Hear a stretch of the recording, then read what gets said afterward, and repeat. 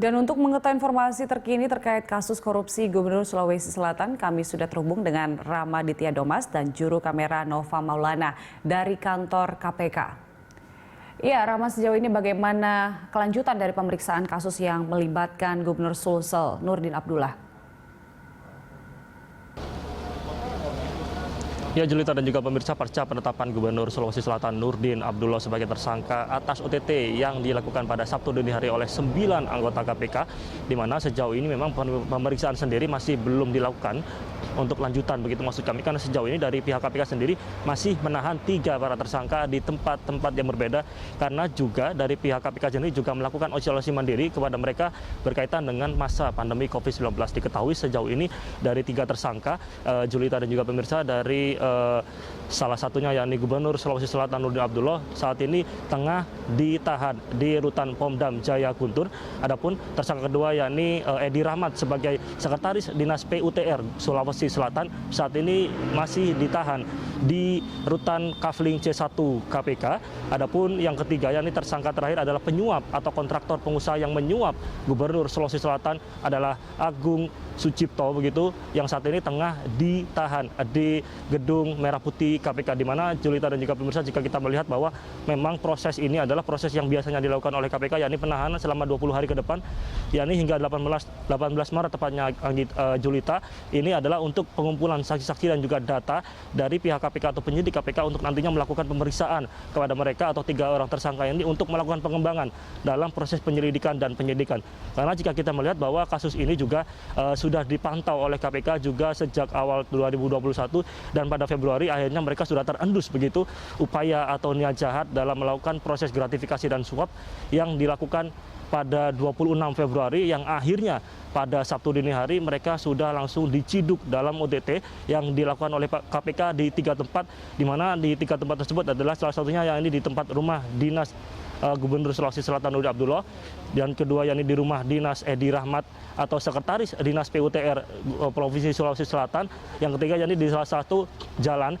di kawasan Bulukumba. Karena jika kita melihat bahwa kasus yang ada yang disangkakan ini adalah berkaitan dengan proses suap di wisata atau tempat wisata dan infrastruktur di kawasan Bulukumba Provinsi Sulawesi Selatan. Adapun jika kita melihat juga lebih jauh bahwa sejauh ini dari barang bukti yang didapatkan bahwa pada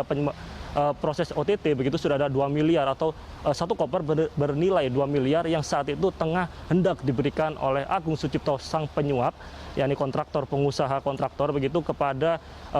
Gubernur Sulawesi Selatan melalui Edi Rahmat, dan berhasil diamankan, yang pada tadi malam juga sempat diflorkan atau dijabarkan kepada kami awak media untuk barang bukti yang sudah diambil, yakni sekitar 2 miliar, dan juga jika ditotal bahwa sejauh ini berkaitan dengan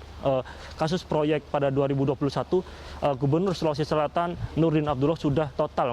mendapatkan uang gratifikasi yakni sekitar 5,4 miliar, di mana diantaranya adalah diberikan oleh salah satu dari ajudan Nurdin Abdullah yakni Samsul Bahri, yang juga kemarin sempat masuk dalam OTT yang terjerat dalam 6 orang yang dibawa ke rutan KPK hingga akhirnya ditetapkan 3 tersangka, diantaranya menjadi tersangka yang saat ini sudah diamankan di rutan milik KPK. Julita. Iya, Rama, dari beberapa orang yang telah ditangkap saat ini oleh KPK, apa saja peran mereka, Rama? Ya, Julita, jika kita mengacu kepada statement daripada tim KPK, khususnya dari Firly Bahuri, Komjen Pol Firly Bahuri selaku Ketua KPK tadi malam, bahwa dari mereka sendiri memiliki peran masing-masing untuk melakukan itikat jahat yang disebut gratifikasi, bahwa dari Nurdin Abdullah selaku Gubernur Sulawesi Selatan adalah penerima suap dan juga yang melakukan lelang proyek pada proyek-proyek yang ada di Sulawesi Selatan. Lalu kedua Edi Rahmat adalah fasilitator yang menyambungkan antara Agung Sucipto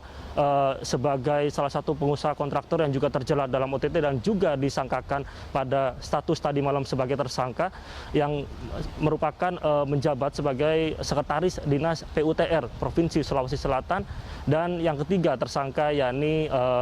Agung Sucipto sebagai pengusaha kontraktor yang juga sebagai direktur PT Agung Perdana Bulukumba, yang juga menjadi tersangka yang merupakan penyuap atau kontraktor yang menyuap daripada